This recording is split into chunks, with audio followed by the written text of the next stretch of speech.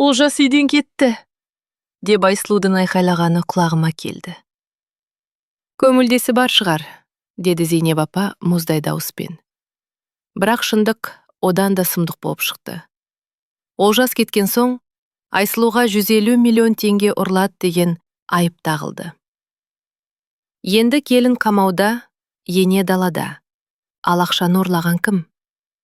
Ең сорақысы, оны туған анасы сатып кеткен. Алматының Каңғы Харбаласы Ретро FM радиосынан төгілген баяу әуенмен үйлесіп тұрды. Кафенің іші қомырқай, кофе мен жана піскен тоқаш тунейсі аңқиды. Радио жүргізуші қаладағы кептеліс пен ауа райын айтып жатқанда, төрдегі үстелде отырған Олжас қолын сермеп қалды. Осы жаңалықтарды өшіре тұрмызшы, қарындас. Онсыз да басымыз қатып кетті, деді ол даяшы қызға жымиып. Бізге тыныш әуен қойшы. Моцарт па? Шопен бе? Әлде анау кім еді? Шуберт бе? Әрине ағай, деді даяшы тыс сыпайы ғана. Тапсырыстарыңыз? 2 глазунья, қаймақ, ыстық тандыр нан және 2 кофе. Бұл таң Олжас пен оның досы Арман үшін ерекше басталған еді. Олардың ойында демалыс, тау жаққа барып тынығу бар болатын. Пойыз дөңгелегінің бір қалыпты гүрлі, ұйқылы ояу жолаушыларды тербетіп барады. Тальго пойызының тар дәлізінде Арман чемоданын сүйреп келе жатқан қызды байқады. Қарындас, сізге көмектесейін, деді ол шапшаң қимылдап. Есік ауыр, өзіңіз аша алмайсыз. Рахмет сізге. Сіз болмағанда вагондардың арасында қалып қоятын едім, деп күлді қыз. Оның есімі Динара екен. Өзі пысық. Сөзі мірдің оғындай өткір қыз көрінеді. Менің атым Арман, ал мынау менің досым Олжас. Біз болашақ профессорлармыз, деп қалжыңдады ол досын нұсқап. Купеге кіргенде Динараның қасында тағы бір нәзік, бидай өңді қыз отыр екен. Танысып қойыңыздар, бұл Айсұлу, деді Динара. Олжас Айсұлуды көргенде сәл кідіріп қалды. Қыздың жанары мөлдіреп, ерекше жылулық шашып бір екен. Жігіттер қыздарға бәліш пен шай ұсынып, әңгіме дүкенін қыздырды. Пойыз терезесінен Сарыарқаның кең даласы зулап өтіп жатты. Келесі станция Бурабай курорты. Бұл Эльвира Мадиганға арнау ғой? Мен мұны қатты жақсы көремін. Шынымен бе? Маған бәріне ұнайтын сияқты көрінеді. Ұнауын ұнайды ғой. Бірақ көбісі бұл әуеннің атын біле бермейді. Айсұлу сөредегі ескі китабақтарды көрсетіп, жымиды. Мен сендерге біздің ескі пластинкалардың үйіндісін көрсетпеппін ғой. Сарайда жатыр. Үйге сыймай қалды. Кезінде Зейнеп апам сатып алатын, біз тыңдайтынбыз. Әсіресе қыста пештің жанында отырып тыңдаған керемет еді. Апам оны мектептегі оқушыларына да қойып беретін. Қандай оқушыларға? Мектептегі. Бізді мектептің завучы әлі күнге дейін істейді ғой. Жұрттың онымен әзілдесіп сөйлескеніне қарамаңыз. Шын мәнінде бәрі одан сескенеді. Сұмдық қатал кісі. Жігіттер, болды енді. Қанша күтуге болады? Музыканы қосындаршы, деп Динара дауыстады. Сания, бастасаңшы? Әйтпесе қазір ішіміз пысып өлеміз. Жоқ, музыканттар кешіріп жатыр. Мен сендерге не? Ауыз гармошкамен ойнап берем бе? Қандай музыканттар? Магнитофонды қоса салыңдаршы? Сен не? Аспаннан түстің бе? Кеше түнде ауыл клубын тонап кетіпті.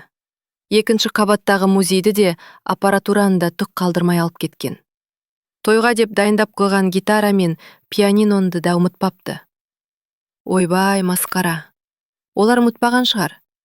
Кеше көрші ауылдағы тойда ойнап жүрген. Ендеше бітті қыздар. Мен ол музыканттарды жақсы танимын. Олар тойдан кейін 2 күн бас жазады. Сондықтан кино болмайды. Қап, әттеген ай. Билегім келіп еді. Сол кезде Арман орнынан тұрды. Алға батырлар. Классикалық бірдеңе байқап көрейік. Рұқсат етсеңіздер, қалайық?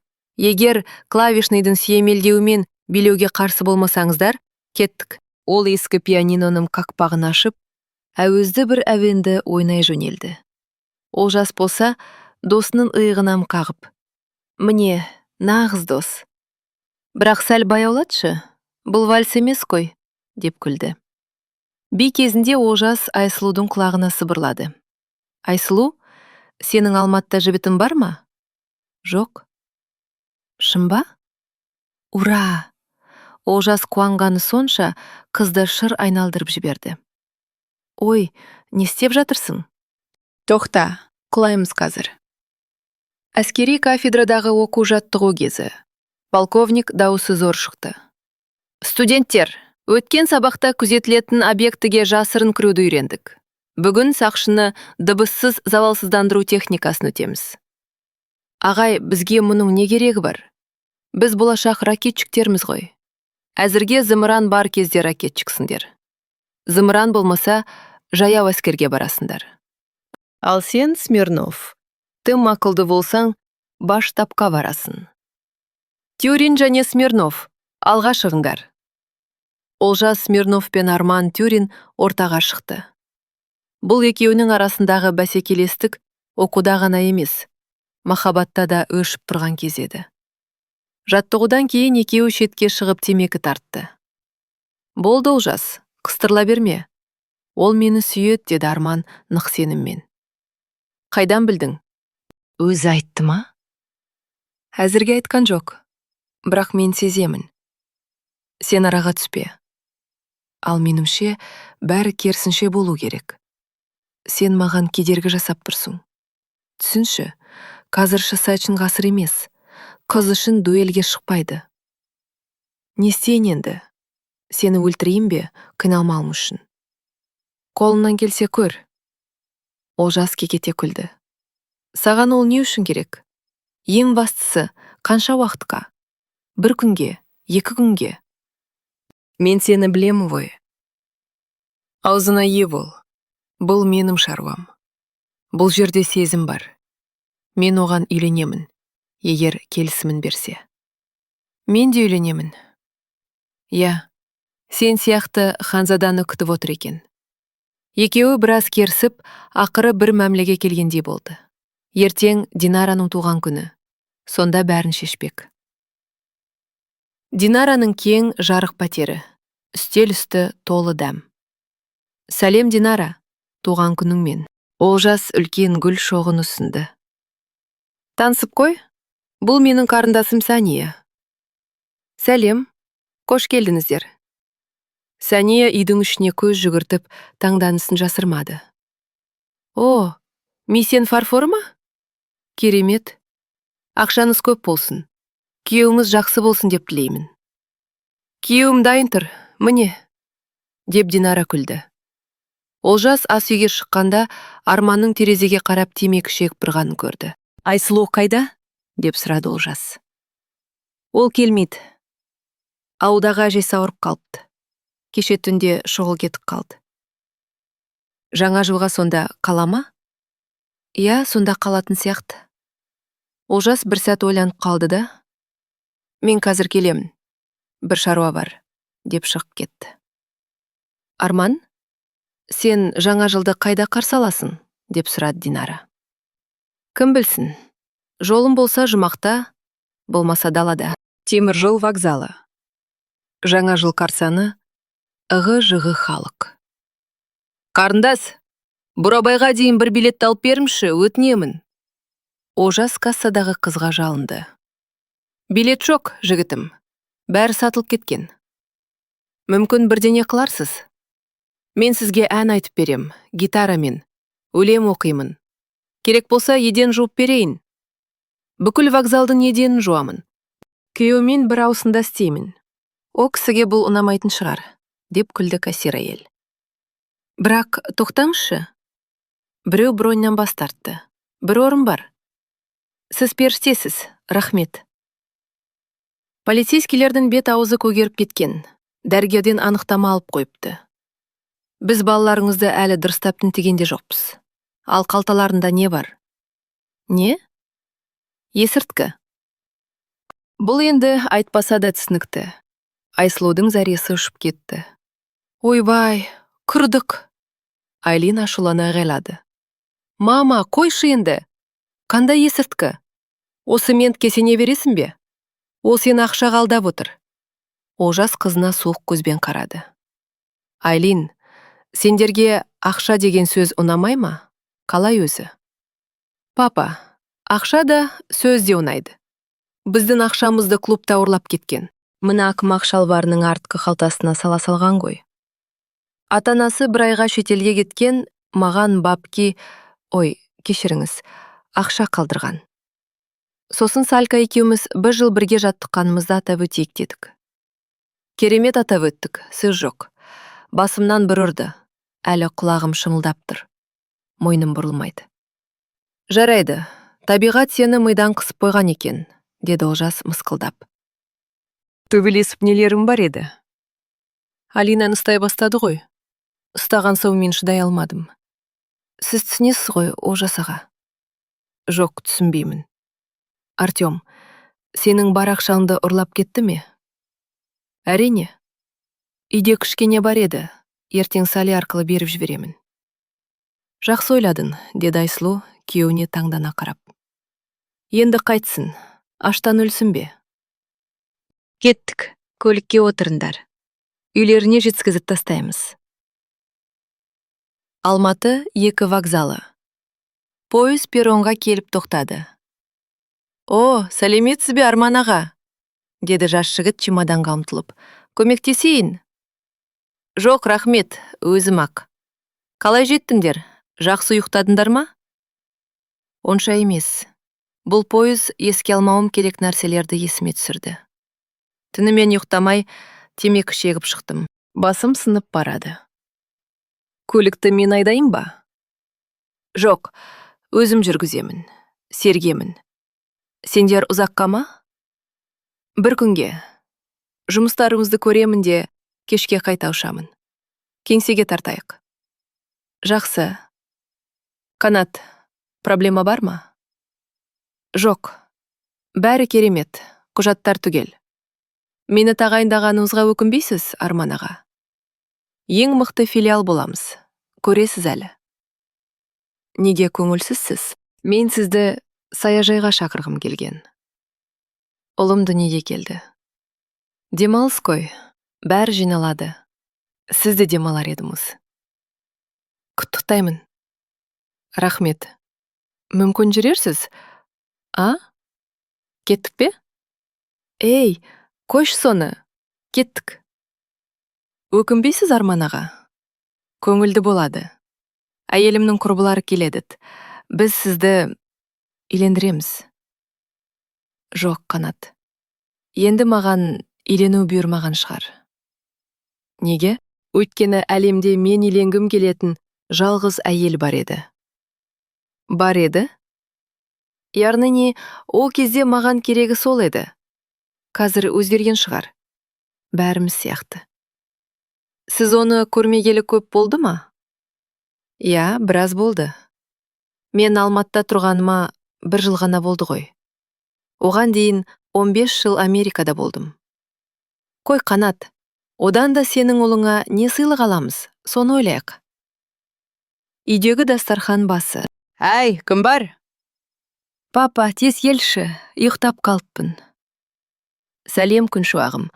Жарайсың, елді шулаттың. Түнгі клуб, есірткі. Мұндай сенсацияны күтпеген едім. Апа, сен бастамашы. Онсыз да миымды жеп қойды. Үндемедім, боянба. Басынды қыраға тығып аламын. Сіздер қатыгезсіздер.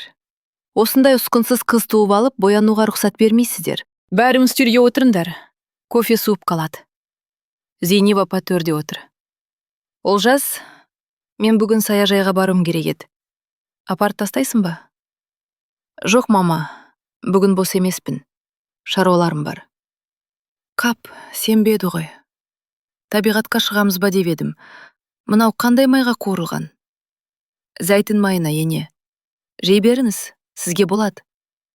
Білмеймін, грент емес, көмір сияқты ғой. Түк жей алмай отырмын. Бауырым ауырып тұр. Айслу, тағы да майлы қаймақ қойғансың ба?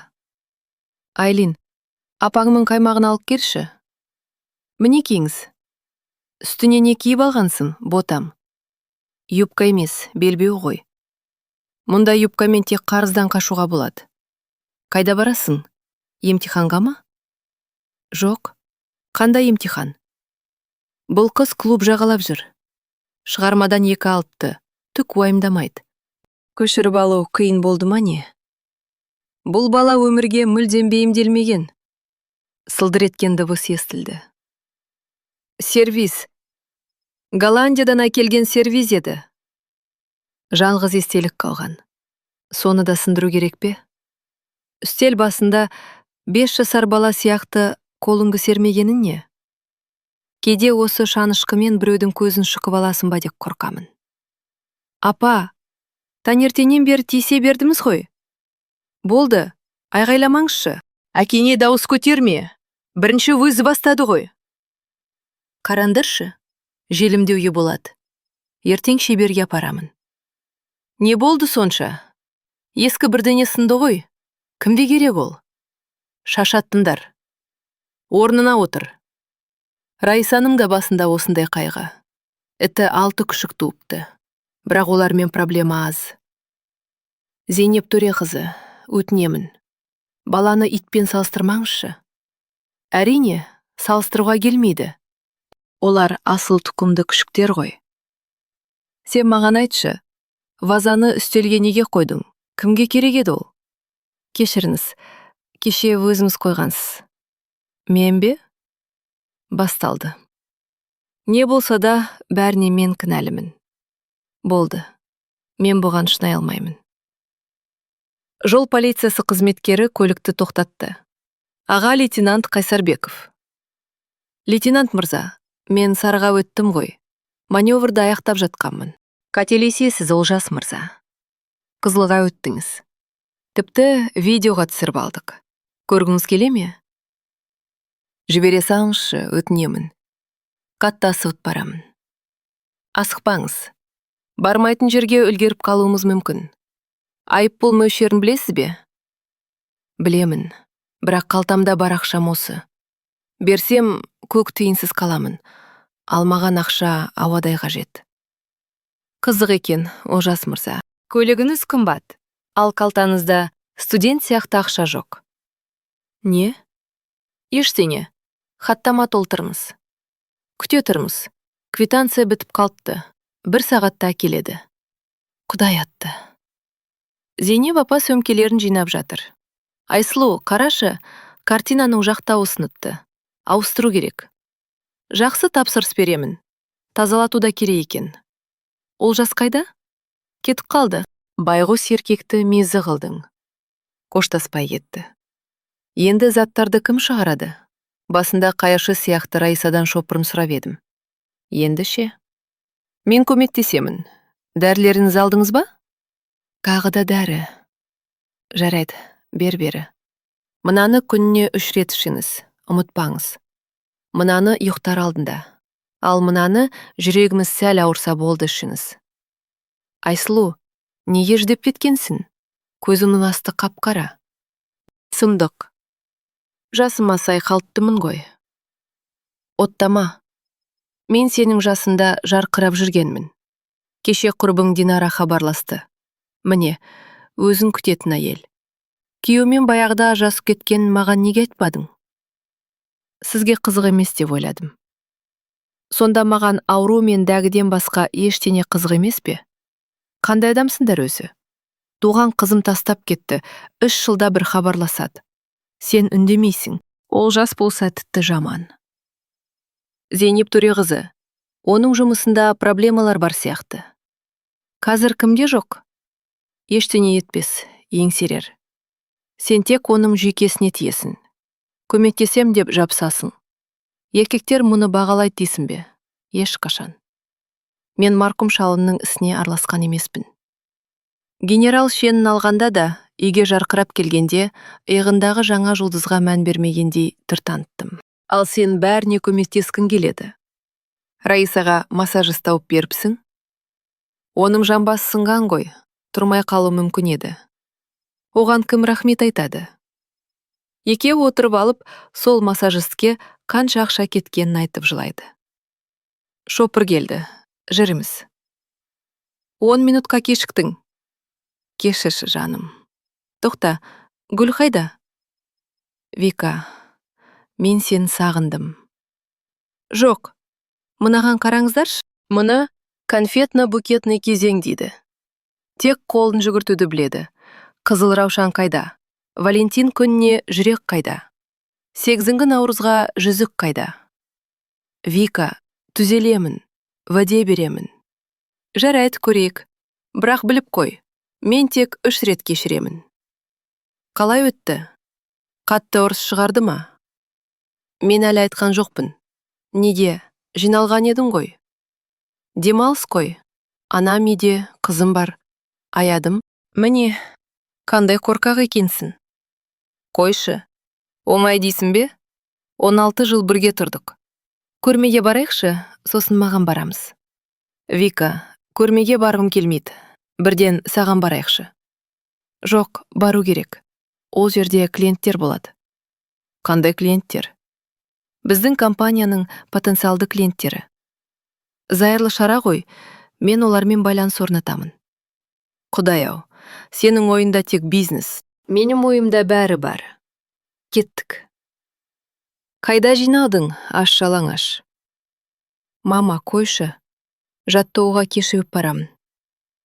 Айлин, 2 күннен кейін математикадан емтихан. Оқулықтарыңды қарадым. Дайын емессің. Мама, көңіл күйді бұзбашы. Дайынмын ба, жоқ па? Кімге керек о математика? Папам ғалым болып қатырды ма? Не айтқым келеді? Өзім білесің. Таняның папасын қарашы. Жарты әлемді аралады. Енді қызына көлік сыйлады. Айлин, әкең туралы олай айтуға болмайды. Ол бөтен адам емес. Біз отбасымыз. Бір-бірімізді жақсы көреміз. Қолдау керек. Мама, мен кеттім. Санжар күтіп қалды. Тоқта. Мектепті бітірмесең не істейсің? Билеймін. Мама, сен түсінбейсің. Бұл жай би емес. Спорттық рок-н-ролл. Онда өз бизнесі бар. Біз Санжар екеуміз жасөспірімдер арасында топқа кіреміз. Күзде үлкен турнир болады. Жүлде қоры қандай екенін білесің бе? Сенің түсіме де кірмеген. Мен саған мектепті тастауға рұқсат бермеймін. Мама, тастамаймын. Жай ғана қиналып оқығым келмейді. Құлаймын ба, өтемін бе, бәрібір. Жарайды. Тек айғайламашы. Мына сұмдық футболкаңды ауыстыр. Мен әдемі блузка әпердім ғой. Қайда ол? Еш қайда. Ол отстой. Шашаттым. Ештеңе түсінбейсің. Сағатқа қарамаш. Неге? Өйткені мен өмір бойы осылай жата бергім келеді. Өзім де кетпеймін, сені де жібермеймін. Керемет болар еді. Бірақ, жаным, саған қайту керек. Бүгін неге бармаймын деп уәде беріп едің ғой. Қалжыңдайсың ба? Мен сенсіз тұра алмаймын. Мен де сенсіз. Сәлем, Лаура. Сәлем. Қазір кел, шай ішеміз. Шайды қоя тұршы, Лаура. Сені бастық іздеп жатыр. Жер көктен таппай жүр. Не болып қалды? Білмеймін. Келіп, бәрімізге айқайлап кетті.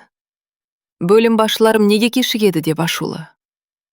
Құдай-ау, бар жоғы 3,5 минутқа ғой. Жарайды, мен кірдім. Қайырлы таң, Серік Төреханұлы. Ақыры келдің-ау, Айсұлу ханым. Бастықтың дауысы ызғарлы шықты. Бүгін шұғыл түрде Шымкент филиалына ашасын. Олар жарты жылдық есепті құртыпты. Бар да, ретке келтір. Қалай бүгін? Серік Төреханұлы, мен қазір кете алмаймын. Кете алмаймын дегенің не? Отбасылық жағдайыма байланысты. Мені сенің жеке өмірің мүлдем қызықтырмайды, Айсұлу. Жоқ, инфаркт алатын болдым. Кеше ана ақымақ заңгерлер қанымды ішті, бүгін қаржы бөлімі мазақ қылып отыр. Айсұлу, жұмыс істегің келмесе ұстамаймын. Есік ашық. Серік Төреханұлы, кешіріңіз. Кешке дейін әрі кетсе, ертең таңертең дайын болады. Айсұлу кабинетінен дірілдеп шықты. Дәлізде Олжасты көрді. Олжас, ақыры келдің ау. Түнімен ұйықтамадым. Қайда болдың? Не болды сенімен? Жақсы, қазір сыртқа шығайықшы. Олар бизнес орталықтың алдына шықты. Қайда болдың? Мен жынданып кете жаздадым. Телефонды неге алмадың? Кешір. Мен мұны телефонмен айта алмадым. Мен басқа әйелді сүйіп қалдым. Сонымен бірге болғым келеді. Сондықтан сенен кетемін. Болды, бәрін айттым. Кешір алсаң, кешір. Бұл жақында болды ма?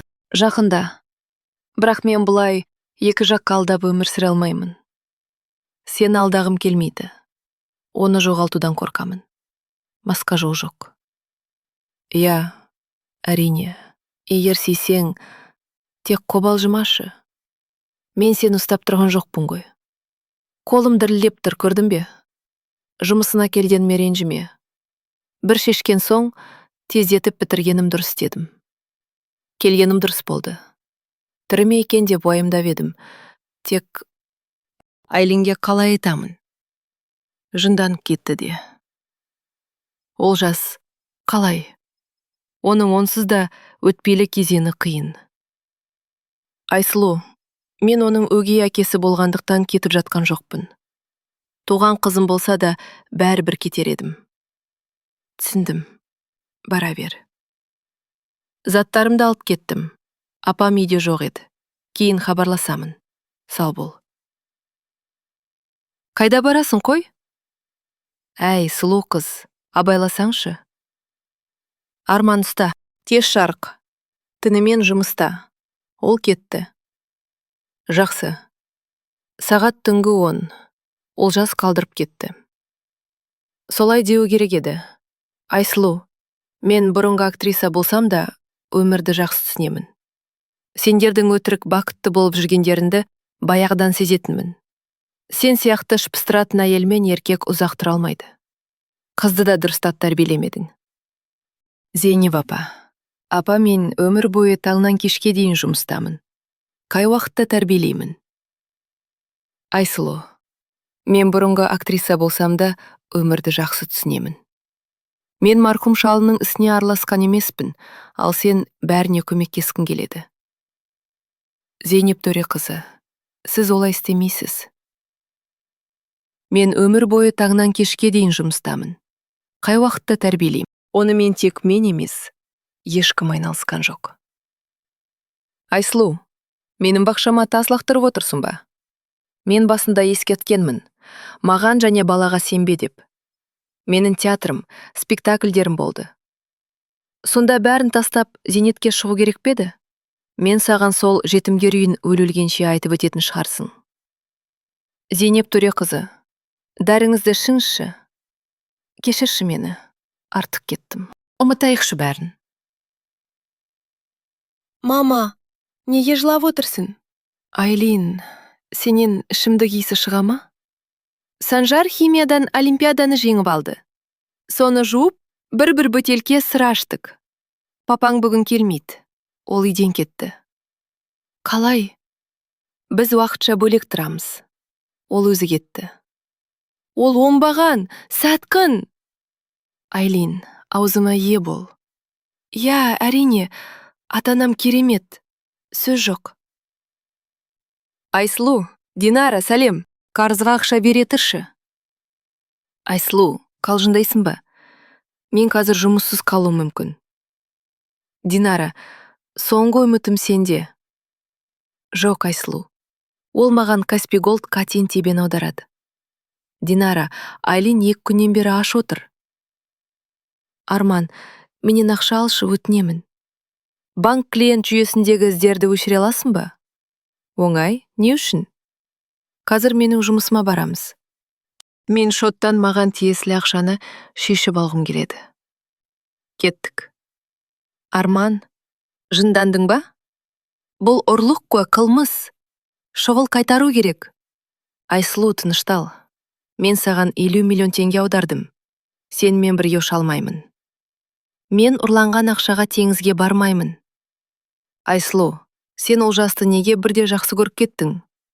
Мен саған хатты сенің опасыздығым үшін жаздым. Шық бері. Мен сені өлтіремін. Маған айғайлама. Сен менің әскерге кетерінің алдында көзіме шөп салдың. Мен оны кездейсоқ біліп қойдым. Ең күлкілісі, мен кіммен көзге шөп салғанымды білмеймін. Арман, бос сөз. Жүр, балам күтіп қалды. Арман, тоқта. Енді біз бірге бола аламыз ғой. Жоқ. Неге? Өйткені сен 100 жыл бұрын кіммен көзге шөп салғанымды есіне түсіре алмай тұрсың. Арман, Зейнеп төре қызы бүгін ауруханада қайтыс болды. Таңертең алып кету керек. Не? Аурухана ма? Зейнеп төре қызы қайтыс болды? Смирновтар отбасы енді жоқ. Жоқ, ұйықтауға болмайды. Әйтпесе түрмеге кешігіп қаламын. Айлин, неге көңілсізсің? Францияға барғың келмей қалды ма? Мен неге қайтамын? Мамам жалғыз қалды. Кап, келіспей қалыппыз. Мен жаңа ғана ұшақтан түстім. Сәлем. Сен Айлинсің бе? Иә. Танысып қой, бұл Арман. Сенің... Құдай-ау. Бұл менің балам ғой. ДНК-ның қажеті жоқ. Демек, сіз менің туған әкемсіз бе? Иә. Мен бұл туралы алдыңғы күні ғана білдім. Неге сіз маған ол өлді деп айттыңыз? Неге? Мен сенің қайда екеніңді білмедім ғой. Саған проблеманың керегі не дедім? Рахмет, қымбаттым. Енді біз үшеуміз тұрамыз. Мен, сен, Айсылу. Мама, сен оны жақсы көресің бе? Өте. Ол сенсіз өмір сүре алмайды. Біз қазір оның қасында болуымыз керек. Арман, Айлин, қазір Алматыға ұшақ ұшады. Біз соған үлгеруіміз керек. Рахмет. Не үшін? Алло, Айлин, сәлем. Қайда отырғанымды білесің бе? Мен неге қайтамын? Біз қазір папаммен 100 Корейге рейспен ұшамыз. Қаласаң, күтіп ал. Бұл кім? Жігітің бе? Иә, жай. Біз рок-н-роллмен бірге айналысамыз. Қазіргі уақытта абонент қолжетімсіз. Оңбағансың ғой, Алиса. Байғұс қатының жолын кестің. Егер бұл мал маған бұйырмаса, ешкімге бұйырмасын. Олжас, бұл сенің өміріндегі ең дұрысысың. Не істедім? Дәл қазір келгенің. Тез, ақыры кірпі тұманнан шықтау. Мама! Айлин, сен қайдан жүрсің? Аурухана. Мен уланып қалдым ғой. Мама, кешір мені. Біз енді сенсіз тұра алмаймыз. Кетші, өтінемін. Мен сенімен бірге болғым келмейді. Ожас, менің бастығым 150 миллион ұрлап қашып кетті. Мені орға жықты.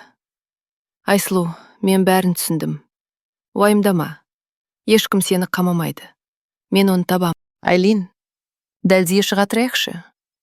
Арман. Айлин, қазір Алматыға ұшақ ұшады. Біз соған ілгеруіміз керек. Арман, тоқта.